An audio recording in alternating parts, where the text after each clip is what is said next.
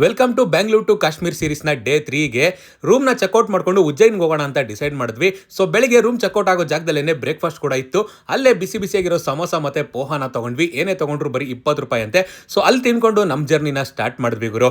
ಕರೆಕ್ಟಾಗಿ ನಮ್ಮ ರೂಮಿಂದ 191 kilometre on the way ಹೋಗೋವಾಗ ನರ್ಮದಾ ನದಿ ಕೂಡ ಸಿಕ್ತು. ಸೇತುವೆ ನೋಡಿ ಬಹಳನೇ ಖುಷಿ ಆಯ್ತು. ಸಿಕ್ಕಾಪಟ್ಟೆ ದೊಡ್ಡ ಸೇತುವೆ ಗುರು. ಹಂಗೆ ಈ ಸೇತುವೆನ ಪಾಸ್ ಮಾಡ್ಕೊಂಡ್ ಬರ್ತಾ ಒಂದು ಘಾಟ್ ಸೆಕ್ಷನ್ ಸಿಗುತ್ತೆ. ಹೆವಿ ವೆಹಿಕಲ್ಸ್ ಅಂದ್ರೆ ಲಾರಿಗಳೆಲ್ಲ ಲೆಫ್ಟ್ ಸೈಡ್ ಅಲ್ಲಿ ಹೋಗ್ತಾ ಇತ್ತು.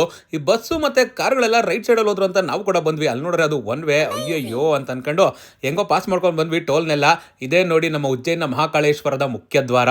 ಸೊ ಇಲ್ಲಿ ಬರ್ತಾ ಇದ್ದಂಗೆನೆ ನಮ್ಮ ಕಾರ್ನ ಪಾರ್ಕ್ ಮಾಡಿಬಿಟ್ಟು ಸೀದಾ ದೇವಸ್ಥಾನ ಕಡೆ ನಡ್ಕೊಂಡ್ ಬಂದ್ವಿ. ನನ್ನ ಲೈಫಲ್ಲೇ ಫಾರ್ ದ ಫಸ್ಟ್ ಟೈಮ್ ಒಂದು ಜ್ಯೋತಿರ್ಲಿಂಗ ದರ್ಶನ ಮಾಡ್ತಾ ಇದ್ದೀನಿ ಗುರು. ತುಂಬಾನೇ ಖುಷಿ ಆಯ್ತು. ದೇವಸ್ಥಾನದ ಆವರಣ ಅಂತೂ ಸಿಕ್ಕಾಬಡೆ ದೊಡ್ಡದಾಗಿದೆ. ಒಂದು ಅರ್ಧದಿಂದ 3/4 ಕಿಲೋಮೀಟರ್ ನಡ್ಕೊಂಡು ಹೋಗ್ಬೇಕು. ನಡ್ಕೊಂಡು ಹೋಗೋ ದಾರಿಲಿ ಕಂಪ್ಲೀಟ್ ಶಿವಚರಿತ್ರೆಗಳನ್ನ ಈ ತರ ಸೃಷ್ಟಿ ಮಾಡಿದರೆ ತುಂಬಾನೇ ಖುಷಿ ಆಯ್ತು. ಇನ್ನು ಒಳಗಡೆ ಹೋಗ್ತಾ ಇದ್ದಂಗೆ ಸಿಕ್ಕಾಪಟ್ಟೆ ಜನ ಇದ್ರು. ಟೆನ್ಷನ್ ಆಯ್ತು ಎಷ್ಟೊತ್ತಾಗುತ್ತೋ ಅಂತ. ಎಷ್ಟೇ ಜನ ಇದ್ರು ಒಂದು 20 ನಿಮಿಷದಿಂದ ಅರ್ಧ ಗಂಟೆ ಒಳಗಡೆ ದೇವ್ರ ದರ್ಶನ ಆಗ್ಬಿಡುತ್ತೆ. ಪಾಸಿಂಗ್ ಕ್ರೌಡ್ ಇರುತ್ತೆ.